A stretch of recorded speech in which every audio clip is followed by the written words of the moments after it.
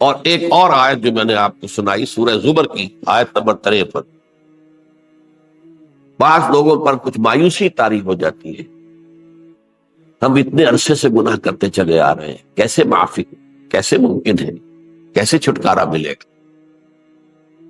ایسے لوگوں کے لیے، ان کے اطمینان کے لیے، ان کی دلجوئی کے لیے، ان کی تسلی کے لیے یہ آیت عظیم ترین آیات میں سے قرآن مجید۔ قل یا عبادی الذین اسرفوا علی انفسہم، اے نبی کہہ دیجئے اے میرے وہ بندو جنہوں نے اپنی جانوں پر ظلم کیا ہے، ظلم اٹھایا ہے، زیادتی۔ تم اگر گناہ کرتے رہے ہو تو اپنی جان پر ظلم کیا ہے، میرا تو کچھ نہیں بگاڑا، اللہ تو غنی ہے، اس کی تو سلطنت میں کوئی کمی نہیں آتی۔ ایک حدیث قدسی میں الفاظ آئے ہیں، میرے بندو اگر تم سب کے سب، اولکم و آخرکم و انسکم و جنکم، تمام انس و جن اور اولین سے لے کر آخرین تک کسی بدترین انسان جیسے فاسق و فاجر ہو جائیں، سب ابلیس بن جائیں، تب بھی میری سلطنت میں کوئی کمی نہیں۔ اور اگر تم سب کے سب اولین و آخرین اور انس اور جن سب مل کر جو متقی ترین انسان ہو سکتا ہے ویسے بن جاؤ، ابو بکر صدیق بن جاؤ، تب بھی میری سلطنت میں کوئی اضافہ نہیں۔ تو اللہ تعالیٰ کا تو کچھ بگڑتا نہیں ہے، انسان گناہ کرتا ہے تو اپنا نقصان۔ قل یا عبادی الذین اسرفوا علی انفسہم، کہہ دیجئے اے نبی، اے میرے وہ بندو جنہوں نے اپنی جانوں پر ظلم کیا ہے، ستم کیا ہے، ظلم ڈھایا ہے، لا تقنطوا من رحمت اللہ۔ میں آج بعض حدیثیں اس موضوع پر آپ کو سناؤں گا، عجیب چشم کشا حدیثیں ہیں۔ میں نے چونکہ اس موضوع پر گفتگو کرنی تھی تو میں نے کچھ اس مرتبہ احادیث کا تفحص کیا، تو واقعہ یہ ہے کہ بعض احادیث پڑھ کر خود میری جو ہے میرے علم میں اضافہ ہوا، ادھر میری توجہ آج تک نہیں گئی تھی۔ لا تقنطوا من رحمت اللہ، اللہ کی رحمت سے مایوس مت ہو، ان اللہ یغفر الذنوب جميعا، اللہ تعالیٰ تمام کے تمام گناہ معاف کرتا۔ اللہ تعالیٰ کی قدرت ہے، اللہ کا اختیار ہے، اللہ کا فیصلہ ہے، لہذا مایوس نہ ہو، اصلاح۔ احادیث تو میں بعد میں آپ کو سناؤں گا، اس سے پہلے اس کا فلسفہ سمجھ لیجئے اصل میں کیا ہے۔ دیکھیے، ایک ہے طبیعی اعمال، فزیکل، ان کا ہم دنیا میں اصول یہ دیکھتے ہیں کہ اس کے نتائج لازم اور اسے چھٹکارا نہیں مل سکتا۔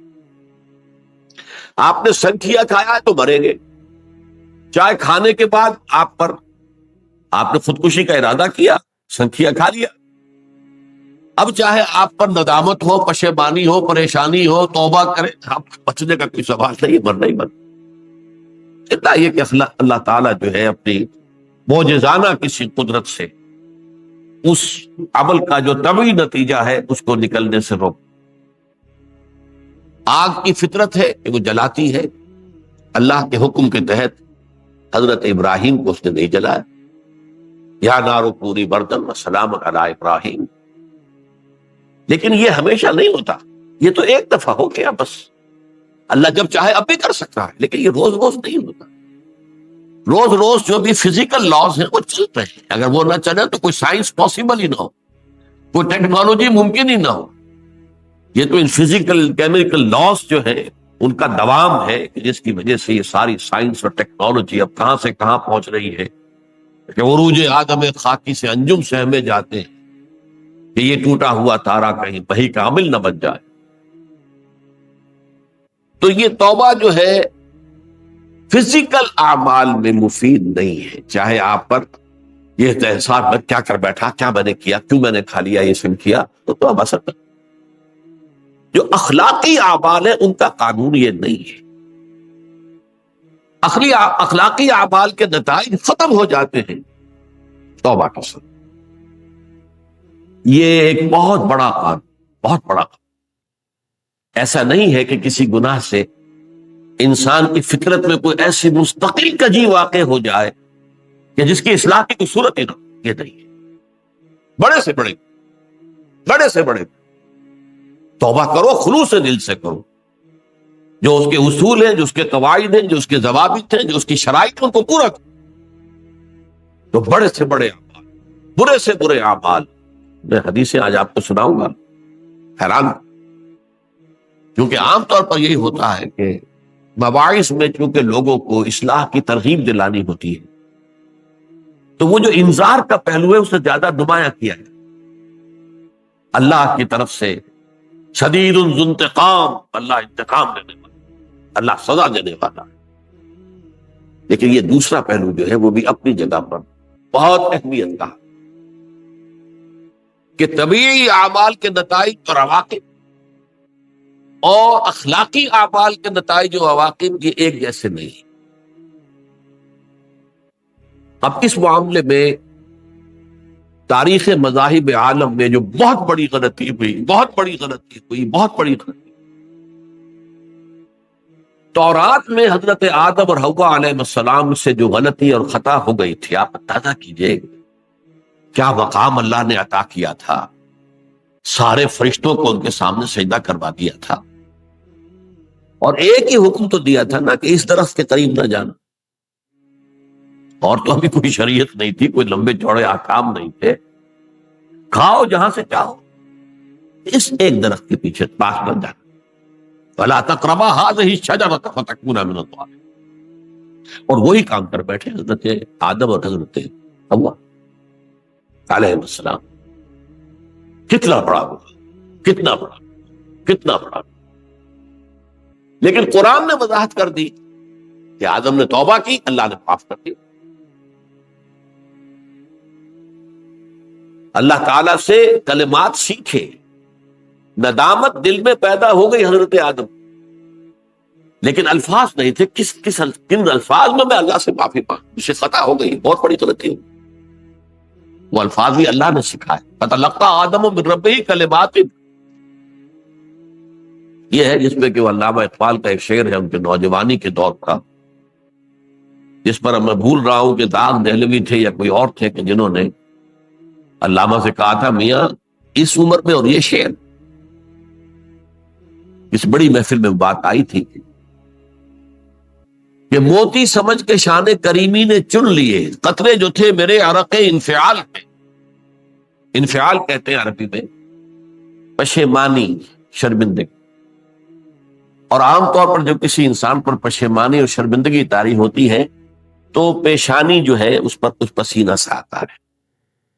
تو قطرے جو تھے میرے عرق انفعال کے، موتی سمجھ کے شان کریمی نے چن لیے، اللہ کے نگاہ میں ان کی اتنی قیمت، ان کی اتنی وقت میرے بندے نے پشیمانی اختیار کی ہے اپنے اس غلط کام کے اوپر، اسے رنج اور افسوس ہو رہا ہے، تو اللہ کے نگاہ میں اس کی یہ عظمت ہے، یہ قدرت۔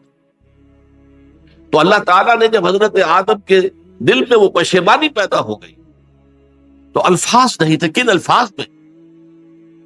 ہم کہتے ہیں نا کہ مجھے سمجھ نہیں آ رہا کہ میں کس منہ سے آپ سے بات کروں، میری یہ حیثیت نہیں ہے، میں کن الفاظ میں اپنی جو ہے خطا کا اعتراف۔ تو اللہ نے وہ کلمات خود سے کہا دیے، فَتَلَقَّىٰ آدَمُ مِن رَبِّهِ كَلِمَاتٍ فَتَابَ عَلَيْهِ إِنَّهُ هُوَ التَّوَّابُ الرَّحِيمُ۔ یہ چیز کہیں تورات جب دوبارہ مرتب ہوئی ہے تو وہ نکل گئی، اس میں رہ گئی، باقی اس میں شامل نہیں۔ یہ تاریخی اعتبار سے جان لیجئے، تورات جو ہے وہ آج سے 2500 بلکہ 2600 برس قبل سے دنیا سے غائب ہے۔ یہ تورات کا جو نسخہ تھا یروشلم میں 587 قبل مسیح میں، جب نبوکدنضر نے، شاید آج کل آپ دیکھ رہے ہوں یہ عراق کی جنگ میں عراق کے جو خاص ڈویژنز ہیں عراقیوں کے، ریپبلکن گارڈز کے، ان میں سے ایک کا نام جو ہے وہ نبوکدنضر ڈویژن ہے، ایک کا حمورابی ڈویژن ہے۔ حمورابی جو ہے عراق کا بہت پرانا بادشاہ تھا، اور تاریخ انسانی میں سب سے پہلا قانون اس نے مرتب کیا۔ حمورابی یہ بہت پرانی تہذیب ہے، دنیا کی غالباً سب سے زیادہ اینشنٹ تہذیب جو ہے وہ عراق کی ہے۔ حضرت ابراہیم یہی پیدا ہوئے شہر عور میں۔ تو نبوکدنضر نے جب تباہ کیا تھا یروشلم کو، 6 لاکھ آدمیوں کو قتل کیا اور 6 لاکھ کو قیدی بنا کر لے گیا بیبیلونیا، بابل کا لفظ بھی آج کل آ رہا ہے کسی زمانے میں وہ عظیم شہر تھا دنیا کا، وہ معمولی سا شہر رہ گیا، نئے شہر بڑھ گئے۔ تو اس وقت سے اس نے جب یروشلم میں جو ہیکل سلیمانی حضرت سلیمان کی بنائی ہوئی مسجد تھی اس کو جب گرایا ہے، اس کے بعد سے وہیں پر وہ نسخہ رکھا ہوا تھا تھوڑا، پھر دنیا میں وہ نسخہ اب نہیں ہے۔ یہودیوں کا کہنا ہے کہ موجود ہے مسجد اقصی کے نیچے، وہ جب اس نے گرایا تھا تو جو نیچے تہخانے تھے وہ نہیں گرے تھے، وہ محفوظ رہے تھے، اوپر ملبہ آ گیا، اور وہیں پر وہ تورات اور وہ تابوت سکینہ جس میں حضرت موسیٰ کا عصا بھی رکھا ہوا ہے اور بہت سے وہ من اور سلوہ کے بھی کچھ نمونے رکھے ہوئے ہیں، وہ تابوت سکینہ اس کا قرآن مجید میں سورہ بقرہ میں ذکر ہے، وہ بھی موجود ہے۔ اور جو ربائی وہاں اس وقت تھے ان کے علماء، ان کی لاشیں بھی وہاں پڑی ہوئی ہیں، وہ جب ہم کھدائی کریں گے تو دنیا میں سامنے۔ لیکن بہرحال اس وقت جو مجھے کہنا تھا وہ یہ کہ چونکہ اصل تورات اس وقت گم ہو گئی، 150 سال کے بعد اسے پھر یادداشتوں سے کچھ مرتب کیا گیا تو اس میں غلطیاں پیدا ہو، اب انسانی یادداشت کا معاملہ آ گیا نا۔ انہی میں سے ایک بڑی غلطی یہ ہوئی، اومیشن یہ ہوئی کہ حضرت آدم نے جو توبہ کی اور اللہ نے قبول فرما لیا، اس کا ذکر اس میں نہیں۔ اس سے نتیجہ عیسائیوں نے کیا اختیار کیا کہ وہ اوریجنل سن کہتے ہیں اسے، وہ جو ابتدائی گناہ تھا عظیم جو ہمارے جد امجد آدم سے سرزد ہوا تھا، اس گناہ کا اثر جو بھی بچہ نسل آدم میں پیدا ہوتا ہے وہ لے کر آتا ہے۔ یہ زمین و آسمان کا فرق ہے۔ اسلام کے نزدیک ہر بچہ جو پیدا ہوتا ہے وہ معصوم ہے، بلکہ مسلم ہے۔ کل مولود یولد علی الفطرہ، جو بھی بچہ پیدا ہوتا ہے وہ فطرت اسلام پر پیدا ہوتا ہے۔ وَأَبَوَاهُ يُهَوِّدَانِهِ أَوْ يُمَجِّسَانِهِ أَوْ يُنَصِّرَانِهِ، یہ تو والدین ہیں اس کے جو اسے مجوسی یا عیسائی یا یہودی بنا لیتے ہیں، ورنہ وہ تو مسلمان ہو، فطرت کی کلین سلیٹ لے کر۔ عیسائیت کہتی ہے ہر انسان جو پیدا ہوتا ہے بنیادی طور پر گناہگار ہے، اپنے جد امجد کے گناہ کا بوجھ لے کر آ۔ اب اس کا علاج انہوں نے پھر کیا تجویز کیا، یہ ہے کہ ایک غلطی پر دوسری غلطی اور دوسری پر تیسری غلطی، خشت اول چون حد بیمار کج تاثریہ بھی رود دیوار کج۔ اب اللہ نے جب دیکھا اب تو ہر بندہ جو ہے آدم کی اولاد کا بنیادی طور پر پیدائشی طور پر گناہگار ہے، تو اب کیا کیا جائے؟ تو اللہ نے اپنا اکلوتا بیٹا، صلبی بیٹا مسیح یسوع اسے زمین پر بھیجا۔ یہ الفاظ میرے ہیں کہ اسے قربانی کا بکرا بنا کر اور ان سب کی طرف سے قبول کر لیا، گناہگاروں کی طرف سے، کہ ان کے گناہ کا کفارہ ہو جائے گا جو عیسیٰ کو مانے۔ یہ عقیدہ ہے عیسائی کا۔ جڑ کیا ہے کہ گناہ ہو گیا تو گناہ کا اثر تو رہے گا۔ قرآن یہ کہتا نہیں، اللہ دھو دیتا، تمہاری سیرت و کردار کے اوپر بھی جو داغ ہیں دھل جائیں گے، اور تمہارے نامہ اعمال میں جو دھبے ہیں وہ بھی دھل جائیں گے۔ توبہ کرو، توبوا الی اللہ توبۃ نصوحا، کرو وہ توبہ کے جو بالکل خلوص دل کے ساتھ ہو۔ اب میں ذرا آپ کو کچھ احادیث سنانا چاہتا ہوں۔ ایک طرح کا یہ تبشیر کا پہلو ہے آج ہماری گفتگو میں کہ جو نمایاں ہوگا۔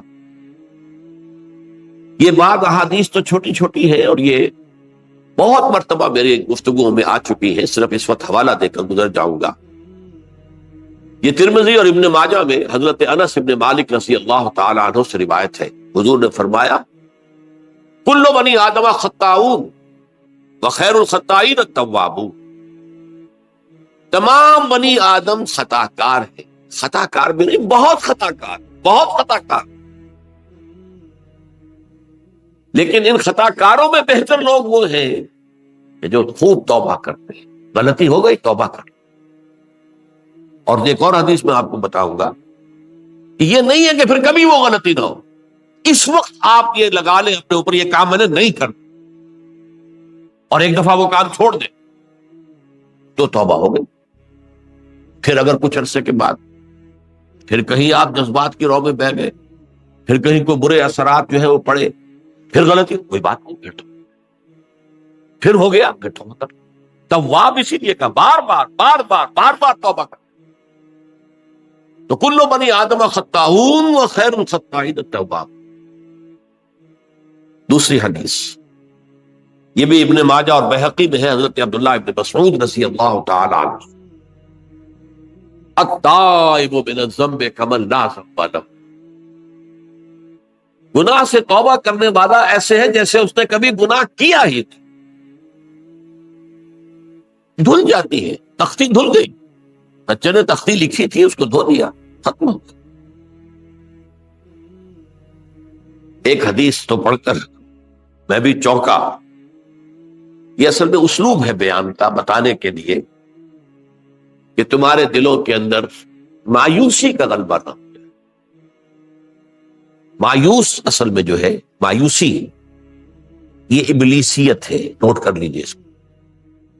مایوسی ابلیسیت کی کا عکس۔ مبلس کہتے کسے؟ جو مایوس ہو گیا۔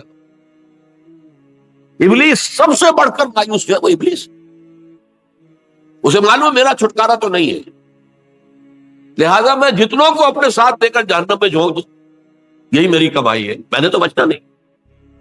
تو ابلیس کہتی ہے اس کو جو انتہائی مایوس، مبلس، جو رحمت خدا بندی سے مایوس ہو چکا۔ اب اس کو دور کرنے کے لیے حدیث سنیے، اور یہ حدیث مسلم شریف کی ہے، صحیحین کے، حضرت ابو ہریرہ سے حضور فرماتے ہیں والذی نفسی بیدہ،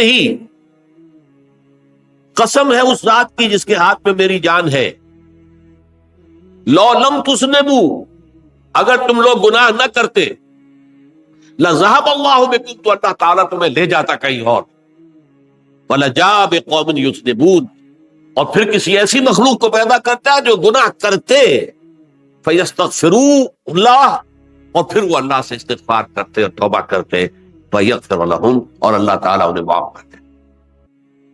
تو میں نے عرض کیا کہ یہ بعض چیزیں ہوتی ہے کہ جن کا واقع سے کوئی تعلق نہیں ہوتا، لیکن ایک زور بیان کے لیے، ایک بات کو ایمفیسائز کرنے کے لیے، جیسے قرآن مجید میں آتا ہے، اے نبی کہہ دو ان کان للرحمن ولد فانا اول العابدین، اگر اللہ کا کوئی بیٹا ہو تو میں سب سے پہلے میں اس کو پوجوں گا۔ جب میں اللہ کو پوجتا ہوں تو اللہ کا اگر کوئی بیٹا ہوتا تو کیا میں اسے نہ پوچھتا؟ لیکن نہیں ہے۔ اب یہ نہیں ہے، نفی کے لیے زور دیا کہ اگر اللہ کا کوئی بیٹا ہوتا، لو کان للرحمن ولد فانا اول العابدین۔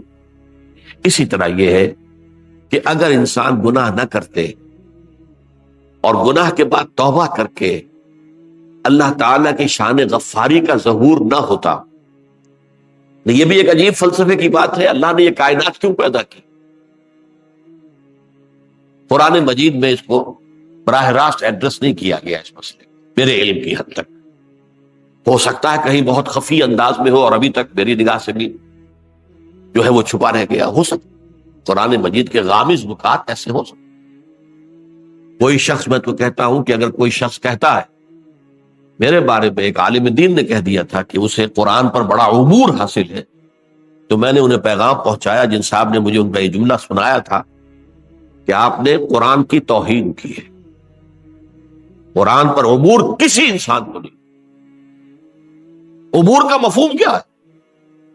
دریا کے دو کنارے ہیں، آپ اس کنارے سے اس کنارے چلے گئے تو آپ نے عبور کیا دریا۔ قرآن کے کنارے ہیں ہی نہیں، لا پیدا کنار۔ لہذا یہ کہہ دینا کسی کے بارے میں کہ قرآن مجید، اب انہوں نے تو ایک طرح سے میری تعریف کی تھی، میرے ایک ساتھی سے جملہ کہا تھا، ان کے وہ عزیز تھے، تو گویا کہ وہ جو میری تنظیم میں تھے ان کو خوش کرنے کے لیے کہہ دیا ہو، یا جو بھی ہو، ان کے دلی جذبات ہو سکتا ہے کہ میں نے کہا انہیں یہ پہلا پیغام پہنچا دیجئے، آپ نے قرآن کی توہین کی۔ قرآن پر عبور کسے پہنچا؟ نہ معلوم کتنے مقامات ہیں جہاں امام راضی بھی کھڑے ہوئے ایسے نظر آتے ہیں، دہشت زدہ، اعلم من ھذا المقام مقام غامض مہیب عمیق، ہوشیار کے رہ بردب تیغست قدم رہا، ہوشیار ہو جاؤ، یہ بڑا خطرناک مقام ہے، بہت مشکل مقام ہے، اس کے تہ تک پہنچنا کسی کے لیے ممکن نہیں ہے۔ سورہ حدید کی آیت هو الاول والآخر والظاہر والباطن پر یہ الفاظ ہیں جو امام راضی نے لکھے۔ تو اس لیے میں آپ سے عرض کر رہا ہوں کہ یہ کہنے کا انداز ہے، والذی نفسی بیدہ لو لم تذنبوا، اس ہستی کی قسم جس کے ہاتھ میں میری جان ہے، اگر تم گناہ نہ کرتے، تو میں عرض کر رہا تھا، تو اللہ کی شان غفاری کیسے ظاہر ہوتی؟ اللہ نے کائنات کیوں پیدا کی؟ کنت کنزا مخفیا فاحببت ان اعرف فخلقت الخلق۔ محدثین کرام اگرچہ اس حدیث کی سند کو پختہ نہیں مانتے، لیکن اکثر مفسرین نے اس کو تسلیم کیا ہے۔ علامہ آلوسی نے تسلیم کیا کہ میں ایک چھپے ہوئے خزانے کے مانند تھا۔ اب خزانہ کہیں پڑا ہے، اس کا کیا حاصل کیا ہے؟ وہ تو کہیں کھلے، کسی کے پاس جائے، کوئی اسے فائدہ اٹھائے، تب تو کوئی فائدہ ہوا نا۔ تو کن تو کنزا مخفیا، میرے اندر طاقت تھی، قوت تھی، خلاقی تھی، میری شان ساری میرے اندر ہی اندر تھی نا۔ کن تو کنزا مخفیا فاحببت ان اعرف، تو میں نے یہ چاہا کہ مجھے پہچانا جائے۔ فخلقت الخلق، تو میں نے خلق کی تخلیق کی۔ اب مجھے پہچانو اس کائنات کے ذریعے سے، یہ میری تخلیق ہے، آؤ دیکھو۔ ایک مصور اپنی تصویروں کی نمائش لگا، دیکھو میرے شاہکار، آؤ دیکھو، یہ میرے فن کے کمال کے نمونے، آؤ دیکھو۔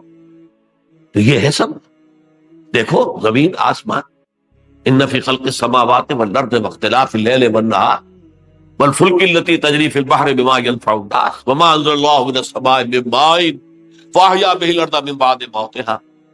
یہ ساری آیات ہیں محترم، اور اسی لیے انسان کو پیدا کیا جس میں یہ فیکلٹی آف اپریسیشن، اللہ کے حسن و جمال و کمال کو پہچاننے کی صلاحیت۔ ورنہ ظاہر بات ہے کہ یہ جمادات کیا پہچانیں گے اللہ، پہاڑ کیا پہچانے گا اللہ؟ اللہ کو پہچاننے کی صلاحیت انسان۔ تو یہ چونکہ ایک فلسفہ ہے باقاعدہ کہ اللہ نے تعالیٰ، اسی سے میں کہہ رہا ہوں اگر گناہ نہ ہوتا اور پھر توبہ نہ ہوتی اور میں اس کو معاف نہ کرتا، تو میری شان غفاری کا ظہور کیسے ہوتا؟ میری شان ہے نا، غفار بھی ہوں، ستار بھی ہوں، اس کا ظہور کیسے؟ تو والذی نفسی بیدہ لو لم تذنبوا لذهب اللہ بکم ولجاء بقوم یذنبون فیستغفروا اللہ فیغفر لهم۔ اگر تم لوگ گناہ نہ کرتے تو اللہ تمہیں ختم کر کے کوئی اور ایسی مخلوق پیدا کرتا کہ جو گناہ کرے اور پھر وہ توبہ کرے اور اللہ اسے معاف۔ اسی سے ملتی جلتی ایک حدیث ہے، یہ امام احمد اور امام بہقی لائے ہیں، اور اس کے راوی حضرت علی ہے رضی اللہ تعالی۔ ان اللہ یحب العبد المؤمن المفتن التواب، اللہ تعالیٰ کو بہت محبت ہے، یحب۔ اب دیکھیے ایک طرف وہ آیات ذہن میں لائیے، اللہ تعالیٰ کن سے محبت کرتا ہے؟ واللہ یحب المحسنین، یا وہ لوگ ان اللہ یحب الذین یقاتلون فی سبیلہ صفا کانہم بنیان مرصوص، اللہ محبت کرتا ہے اپنے ان بندوں سے جو اس کی راہ میں جنگ کرتے ہیں صفے باندھ کر، گویا سیسا پلائی ہوئی دیوار ہے۔ یہ ہے مثبت کام، نیک کام، محسنین، اللہ کی راہ میں قتال کرنے والے۔ یہاں اس کے برعکس کہا جا رہا، ان اللہ یحب، اللہ تعالیٰ محبت کرتا ہے اپنے اس بندے سے، العبد المومن، جو مومن ہو۔ اس کی ایک اور بڑی پیاری حدیث آئے گی، المفتن التواب، جو بہت فتنوں میں مبتلا ہو جاتا ہو اور پھر بہت توبہ کرتا ہو، مفتن التواب، لیکن ساتھ ہی پلٹتا ہو، رجوع کرتا ہو، پھر اللہ کے حضور میں حاضر ہوتا ہو، پھر معافی مانگتا ہو۔ اللہ تعالیٰ کو اپنا ایسا بندہ بہت پسند ہے۔ اب میں کچھ اور حدیثیں آپ کو سنا رہا ہوں۔ توبہ کا دروازہ دو اعتبارات سے کہا گیا ہے کہ ایک وقت آنے پر بند۔ ایک حدیث کے تو الفاظ میں نوٹ کر کے نہیں لایا ہوں کہ اللہ تعالیٰ نے توبہ کا ایک دروازہ اتنا چوڑا کھلا رکھا ہوا ہے کہ جس کو عبور کرنا جو ہے وہ سال ہر سال میں ممکن ہو، اور یہ بند نہیں ہوتا جب تک کہ سورج مغرب سے طلوع نہ ہو جائے۔ یہ قیامت کی جو آخری، قریب قیامت کی جو آخری نشانیاں ہیں، تم میں سے وہی حدیث میں آپ کو سنا رہا ہوں، عن ابی ہریرہ رضی اللہ تعالی عنہ، اور یہ مسلم شریف کی روایت ہے۔ من تاب قبل ان تطلع الشمس من مغربها تاب اللہ علیہ، سورج کے مغرب سے طلوع ہونے سے قبل تک جو لوگ توبہ کریں گے اللہ تعالیٰ ان کی توبہ قبول کر لے۔ البتہ جب وہ قیامت کی وہ نشانی ظاہر ہو جائے کہ سورج مغرب سے طلوع ہو رہا ہے، اب دروازہ توبہ کا، اب اس کے بعد اگر توبہ کوئی کرتا ہے تو اللہ تعالیٰ اس کی توبہ کو قبول نہیں کرے۔ یہ تو اجتماعی سطح پر ہوئی، انفرادی سطح پر۔ عن عبداللہ ابن عمر رضی اللہ تعالی عنہما عن النبی صلی اللہ علیہ وسلم قال ان اللہ عز وجل یقبل توبۃ العبد ما لم یغرغر۔ یہ ترمذی میں ہے، حضرت عبداللہ ابن عمر رضی اللہ تعالی عنہما سے کہ اللہ تعالیٰ اپنے بندے کی توبہ قبول کرتا ہے جب تک کہ وہ جسے ہم کہتے ہیں گھنگرو نہ بولنے لگے حلق کے اندر، جبکہ نزع، عالم نزع ہو اور جان جو ہے وہ آتا پھر یہاں اٹکتی ہے، تو اس وقت تک دروازہ کھلا ہے توبہ۔ لیکن جب یہ شکل ہو گئی تو دروازہ بند۔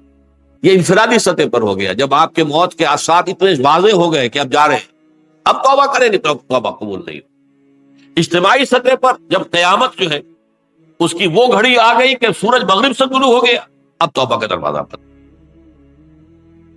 ایک اور حدیث ہے جو میں نے بہت مرتبہ اس کا ترجمہ تو آپ کو بہت دفعہ سنایا ہے، آج میں چاہتا ہوں اس کو پورے متن کے ساتھ آپ کے سامنے رکھوں۔ یہ حضرت انس بن مالک رضی اللہ تعالیٰ عنہ سے مروی روایت ہے، جو حضور کے خادم خاص تھے، اور یہ متفق علیہ بھی ہے، یعنی بخاری میں بھی ہے، مسلم میں بھی ہے، لیکن تھوڑا سا فرق ہے الفاظ کا۔ تو جو مسلم شریف کی روایت ہے اس کے الفاظ کیا ہے؟ للہ اشد فرحا بتوبۃ عبدہ حین یتوب الیہ۔ جان لو اللہ تعالیٰ کو زیادہ خوشی ہوتی ہے اپنے کسی گناہ گار بندے کی توبہ سے جبکہ وہ توبہ کرتا ہے۔ کس سے زیادہ ہوتی ہے؟ اب اس کی ایک تمثیل بھی، من احدکم، ایک ایسے شخص سے بھی زیادہ بڑھ کر خوشی ہوتی ہے، کان علی راحلتہ بارض الفلات، کہ جو بہت ہی دور دراز کے اور سنسان علاقے میں سفر کر رہا تھا، فانتحرفت منہ، اس کی سواری جو ہے گم ہو گئی، وعلیہا طعامہ وشرابہ، اسی پر اس کا کھانا بھی تھا اور پانی بھی تھا، اونٹنی پر سفر کر رہا تھا، اسی پر ہوتا ہے راحلہ جو ہے راستے کا سامان، اچانک کہیں بیٹھا ہے تھوڑی دیر کے لیے سستانے کے لیے، کہیں اونٹ آ گئی اور اونٹنی صاحبہ غائب۔ اب آنکھ کھلی اور اس نے دیکھا، فَأَيَّسَ مِنْهَا، تلاش کر کر کے مایوس ہو گیا، کہیں اونٹنے کا سراغ۔ اب ظاہر بات ہے کسی صحرا میں یہ کیفیت، اس کا مطلب کیا ہے؟ یقینی موت۔ فَأَتَى شَجَرَةً فَاسْتَجَعَ فِي ظِلِّهَا وَقَدْ أَيَسَ مِنْ رَاحِلَتِهِ، تو وہ ایک درخت کے نیچے اس کے سائے میں آ کے لیٹ گیا، گویا کہ موت کی امید۔ فَبَيْنَهُمَا وَهُوَ كَذَلِكَ إِذْ هُوَ بِهَا قَائِمَةٌ عِندَهُ، اس کی کہیں دوبارہ آنکھ لگی ہے، جو کھولا تو دیکھتا ہے اونٹنی تو موجود ہے، کھڑی، تو وہ فوراً اس کی وہ جو رسی ہے وہ پکڑتا ہے، فَأَخَذَ بِخِتَامِهَا ثُمَّ قَالَ مِن شِدَّةِ الْفَرْحِ، اب جو اسے مسرت ہوئی اس کا آپ اندازہ کر سکتے ہیں، ایک یقینی موت کا معاملہ آ چکا تھا، اور اچانک اللہ تعالیٰ نے وہ کھوئی ہوئی اونٹنی جو ہے وہ واپس دلا دی۔ تو وہ کہنا تو یہ چاہتا تھا، اللہ تو میرا رب ہے، میں تیرا بندہ ہوں، لیکن جسے ہم کہتے ہیں کہ خوشی کی انتہا فرط مسرت میں ایسی زبان لڑکھڑائی، اس نے کہا اللہم انت عبدی وانا ربک، اے اللہ تو میرا بندہ ہے، میں تیرا رب۔ یہ کہنا تو یہ کیا ہے؟ فرط مسرت، جسے آپ خوشی کی انتہا، کہ جس میں انسان جو ہے اتنی بڑی خطا کر بیٹھتا ہے۔ اللہ کو اپنے کسی گناہ گار بندے کی توبہ سے اس سے بھی زیادہ۔ اب ظاہر بات ہے کہ تماثیل کس لیے ہے؟ بعض لطائف، بعض حقائق اتنے لطیف ہوتے ہیں کہ ان کو بیان نہیں کیا جا سکتا بتمام و کمال، تو مثالوں کا سہارا لیتے۔ اللہ کو کتنی خوشی ہوتی کیا سمجھیں گے؟ لہذا یہ مثال تو سمجھ میں آ گئی نا کہ ایک لقودق صحرا میں انسان سفر کر رہا تھا، ایک ہی اونٹنی ہے، اسی پر اس کا پانی ہے، اسی پر اس کا کھانا ہے، کہیں ٹھہرا ہے تھوڑی دیر کے لیے، اونٹنی غائب، اور اس کے بعد تلاش کر کے شمال مغرب جنوب ہر طرح دیکھ لیا، اب تک کہیں اونٹنی کا سراغ نہیں۔ اب موت کے انتظار پہ لیٹ گئے کہ اچانک دیکھتا ہے کہ اونٹنی موجود، تو وہ شدت فرح میں یہ کہہ بیٹھتا ہے اللہم انت رب انت عبدی وانا ربک انا للہ و انا الیہ راجعون۔ اب دیکھیے ایک حدیث وہ آ رہی ہے، اور اس کو یوں سمجھیے اللہ تعالیٰ نے جو انسان پیدا کیے ہیں ان کے مزاج مختلف، ان میں کچھ لوگ ہوتے ہیں جو قوی ہوتے ہیں ارادے کے، جو فیصلہ کر لیا ڈٹ گئے، کچھ لوگوں میں وہ قوت ارادی اتنی مضبوط نہیں ہوتی، وہ ادھر ادھر سوچتے رہتے ہیں، کچھ لوگ جسمانی طور پر بہت توانا ہوتے ہیں، کچھ لوگ جسمانی طور پر پیدائشی طور پر کمزور ہوتے ہیں۔ تو اگر کوئی قوت ارادی کمزور رکھنے والا شخص ہے، وہ بھی تو اللہ کی تخلیق ہے، اللہ کا بندہ ہے، خطاؤں کا ظہور ہو جاتا، توبہ کرتا ہے، پھر کچھ عرصے کے بعد پھر خطا کا ظہور ہو جاتا، پھر توبہ کرتا، تو ہم تو یہ سمجھیں گے کہ ایک حد کے بعد پھر اس کی توبہ قبول نہیں ہوتی، لیکن حدیث سنیے۔ وعن ابی ہریرہ رضی اللہ تعالی عنہ قال قال رسول اللہ صلی اللہ علیہ وسلم ان عبدا اذنب ذنبا، یقیناً ایک بندہ جو ہے وہ ایک گناہ کرتا ہے، فقال، پھر وہ کہتا ہے رب، اے میرے پروردگار، اذنبت فاغفر لی، مجھ سے گناہ ہو گیا ہے، مجھے معاف۔ فقال ربہ، تو پروردگار یہ کہتا ہے اعلم عبدی ان لہ ربا یغفر الذنب ویأخذ بہ، میرا یہ بندہ یہ جانتا ہے کہ اس کا ایک رب ہے جو گناہ معاف بھی کر سکتا ہے اور سزا دے بھی سکتا ہے۔ کیا معنی ہوگا؟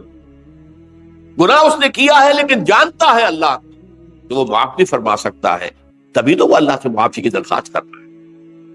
اس کے اس جاننے کی بنیاد پر، اس کے اس علم کی بنیاد پر، اس کے اس ایمان کی بنیاد پر فرمایا غفرت لعبدی، میں نے اپنے بندے کو معاف کر دیا۔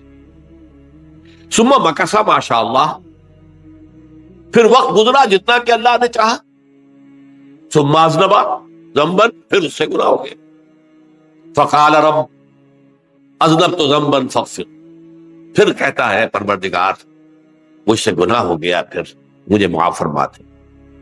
فقال ربہ، اللہ فرماتا ہے عالم عبدی ان لہ ربا یغفر الذنب ویأخذ بہ، میرا بندہ ہے نا جو جانتا ہے کہ اس کا ایک رب ہے، ایمان باللہ اس کے اندر ہے، تبھی تو پکار رہا ہے، اور یہ بھی جانتا ہے کہ وہ گناہ معاف بھی کر سکتا ہے اور چاہے تو پکڑ بھی سکتا ہے، سزا بھی دے سکتا ہے۔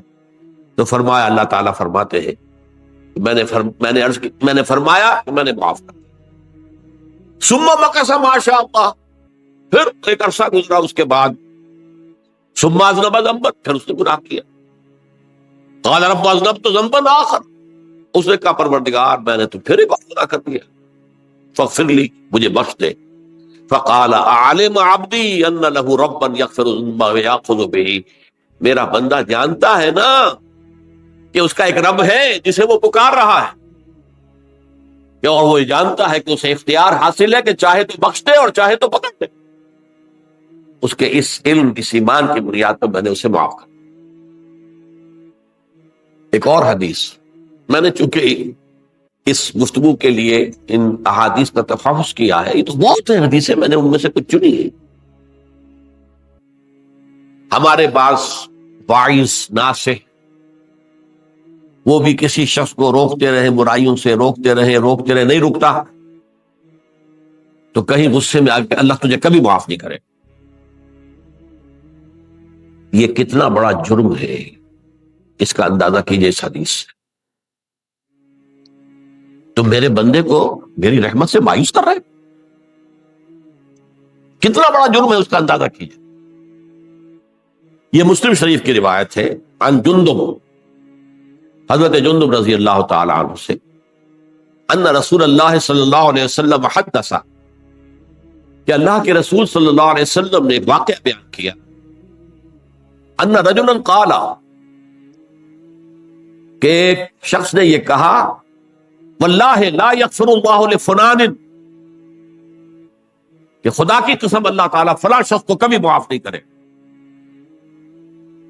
وَأَنَّ اللَّهَ تَعَالَى قَالَ، اس پر اللہ تعالیٰ نے یہ فرمایا، مَنْ ذَا الَّذِي يَتَعَلَّىٰ عَلَيَّ، یہ کون ہے جو میرے اوپر حکومت کرنے والا آ گیا، جو میری طرف سے حکم لگا رہا کہ میں کبھی معاف نہیں کروں گا۔ مَنْ ذَا الَّذِي، کون ہے وہ شخص، الَّذِي يَتَعَلَّىٰ عَلَيَّ انی لا اغفر لفلان، کہ میں فلاں شخص کو کبھی معاف نہیں کروں گا، قد غفرت لفلان، اس کو تو میں نے معاف کر دیا، وَأَحْبَطْتُ عَمَلَهُ، اس شخص کے تمام اعمال میں نے ضائع کر دیے کہ تم نے میرے بندے کو مایوس کیا۔ یہ ہے جرم کی انتہا۔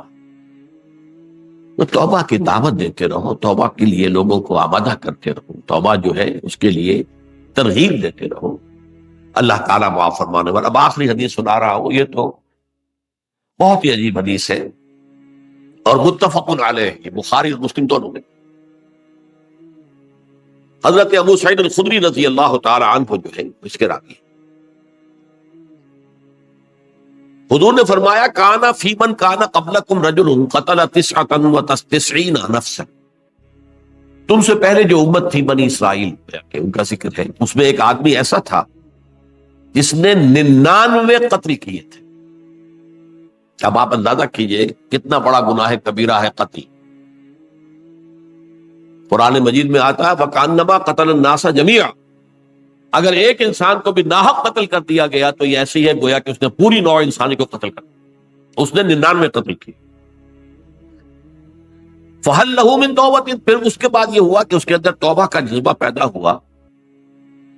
فَسَأَلَ عَنْ أَعْلَمِ أَهْلِ الْأَرْضِ، تو اس نے پھر سوال کیا، لوگوں سے پوچھا کہ زمین میں رہنے والوں میں کون سب سے بڑا عالم ہے۔ فَدُلَّ عَلَىٰ رَاهِبٍ، تو اسے بتایا گیا فلاں راہب فلاں جگہ پر ہے، وہ بہت نیک ہے، بڑا عالم ہے۔ فَأَتَاهُ، وہ اس کے پاس آیا، فَقَالَ أَنَّهُ قَتَلَ 99 نَفْسًا فَهَلْ لَهُ مِن تَوْبَةٍ، انہوں نے کہا دیکھیے راہب صاحب، میں نے 99 انسان قتل کیے، اب مجھے یہ بتائیے کہ میرے لیے توبہ کا کوئی امکان ہے؟ فقال لا، اس نے کہا نہیں۔ فقتلہ، اس نے اس کو بھی قتل کر دیا۔ فکمل بہ 100، اپنی سینچری مکمل کر لی، مطلب 99 کے بعد ایک کی کسر تھی، اس کو بھی قتل کیا، 100 پورے کر لیے۔ ثم سأل عن عالم اہل الارض، پھر اس نے پوچھا کوئی اور کوئی بڑے عالم انسان ہو۔ فدل علی رجل عالم، پھر اس کی رہنمائی کی گئی ایک بڑے عالم شخص کی طرف۔ فقال انه قتل 100 نفس، تو اس نے وہاں جا کر کہا کہ میں 100 انسان ہلاک کر چکا ہوں، قتل کر چکا ہوں۔ فهل له من توبہ، میرے لیے توبہ کا کوئی امکان ہے؟ فقال نعم، کیوں نہیں، 100 قتل کیے تب بھی کیا ہے، توبہ کا راستہ دروازہ کھلا، معلوم یغرغر، جب تک کہ وہ گھنگرو نہیں بج رہا اس وقت تک تمہارے توبہ کا دروازہ کھلا ہوا ہے۔ فرمایا نعم، ومن يحول بینہ وبین التوبہ، تمہاری توبہ کے درمیان اور تمہارے درمیان کون حائل ہو سکتا ہے، توبہ کا دروازہ کھلا ہے۔ لیکن ساتھ ہی کہا انطلق الی ارض کذا و کذا، اب تم ایسے کرو جہاں تم رہتے ہو وہاں نہ جاؤ واپس، وہاں کا ماحول اچھا نہیں ہے، معاشرہ اچھا نہیں ہے، ہو سکتا ہے کہ تم توبہ پر قائم نہ رہ سکو، تم فلاں جگہ چلے جاؤ، وہاں اچھے لوگ آباد ہیں، ان میں جا کر رہو۔ فإن بها أناسا يعبدون اللہ تعالی، وہاں ایسے لوگ آباد ہیں جو اللہ کی بندگی کرتے ہیں۔ فاعبد اللہ معهم، تو تم ان کے ساتھ مل کر اللہ کی بندگی اور پرستش کرو۔ ولا ترجع الى ارضک، اپنی زمین کی طرف اپنے وطن میں واپس پلٹ جاؤ۔ فإنها ارض سوء، وہ بری جگہ ہے۔ فانطلقا، تو وہ چل پڑا، ہجرت کر رہا ہے، اس جگہ جا رہا ہے جہاں کا راہب نے بتایا تھا۔ حتی اذا نصف الطریق، جب آدھا راستہ اس نے پورا کر لیا، اتاہ الموت، موت آ، فاختصمت فیہ ملائکۃ الرحمت و ملائکۃ العذاب. اب وہ جہنم کے فرشتے بھی آ گئے اس کی جان قبض کرنے کو، اور جنت کے بھی آ گئے. فقالت ملائکۃ الرحمہ، رحمت والے جو فرشتے ہیں جنت والے، انہوں نے کہا جا تائبا مقبلا بقلبہ اللہ تعالی، یہ شخص توبہ کر کے اللہ تعالیٰ کی طرف ہجرت کر رہا تھا، اس لیے اس کی نیت کی بنیاد پر اب یہ جنتی ہے، لہذا اس کی روح ہم قبض.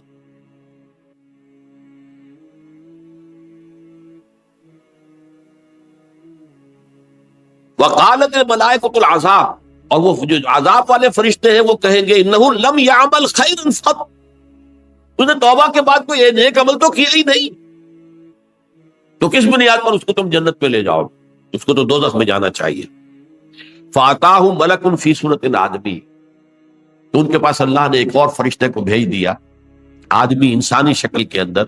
فجعلوہ بینہم، تو ان فرشتوں نے کہا بھائی ہمارا فیصلہ کرا دو، اس کی روح ہم لینا چاہتے ہیں یا ہم لینا چاہتے ہیں. انہیں حکم بنا دیا. فقال قیسوا ما بین الارضین فإلی ایتہما کان اقرب، کہ تم فاصلہ ناپ لو جہاں سے وہ چلا ہے اور جہاں جا رہا تھا اور یہاں اس کی موت ہو رہی ہے، تو کون سا فاصلہ زیادہ ہے. جب ناپا گیا، بلکہ ایک حدیث میں آتا ہے کہ اس پر اللہ نے زمین کو جو ہے حکم دے دیا، ایک طرف والی زمین تو سکڑ جا، دوسری والی جو ہے تو پھیل جا، تاکہ وہ جو جدھر جو جا رہا تھا وہ زیادہ قریب ہو جائے بنسبت اس کے کہ جہاں سے چلا تھا. تو اس فیصلے پر پھر جو فرشتے تھے جو کہ رحمت کے فرشتے تھے وہ اس بندے کو لے گئے جنت. یہ ہے توبہ کی عظمت اور اس کی تاثیر. اب آئیے اجتماعی توبہ کا طریقہ کار جو میں نے بہرحال بیان کیا ہے. پہلے افراد توبہ کریں اور صحیح توبہ کریں. صحیح توبہ کیا ہے؟ ہماری زندگیوں میں کوئی حرام شے ہے فوراً نکال پا ہماری معاشرت میں، اور اس معاشرے میں رہتے ہوئے جو قانون ہے جس کے ہم پابند ہیں. ہم کسی زانی کو رجم نہیں کر سکتے، ناممکن ہے، یہ تو قانون ہی بنے گا تب ہوگا. ہم کسی چور کا ہاتھ نہیں کاٹ سکتے، تو قانون بنے گا تو ہوگا. تو ہم جن چیزوں پر عمل نہیں کر سکتے قانوناً، ان کے علاوہ باقی پوری شریعت جس پر عمل کیا جا سکتا اس پر عمل پیرا. سود میں بند نہیں کر سکتا، بینکوں کو میں آگ نہیں لگا سکتا، بینکوں کو آگ لگا دیں گے تب بھی سود تو ختم نہیں ہوگا. لیکن یہ تو کر سکتا ہوں نا کہ براہ راست سود میں ملوث نہ ہوں، سود پر قرضہ لے کر اپنا کاروبار نہ چمکاؤں نہ بڑھاؤں، سود پر قرضہ لے کر اپنے مکان نہ اونچا کروں، یہ تو کر سکتا ہوں. تو کم سے کم جو ڈائریکٹ کسی نے قانون نہیں بنایا کہ لازم ہے آپ پر کہ آپ سودی قرضہ لیں اور اپنی بلڈنگ عالی شان بنا لیں، کسی نے نہیں کی. یہ اگر کر رہے ہیں تو آپ مجرم ہیں. آپ کے معاشرے میں کوئی قانون نہیں بنا کہ پردہ ختم، برقع حرام. مثل یہ ترکی میں تو کر دیا گیا برقع حرام، وہاں تو سر کو اوپر جو ہے ڈھانپنا جو ہے، اسکارف لینا بھی ممنوع ہے. یہاں تو نہیں ہے. پھر یہاں جنہوں نے چھوڑا ہے مجرم خود ہے.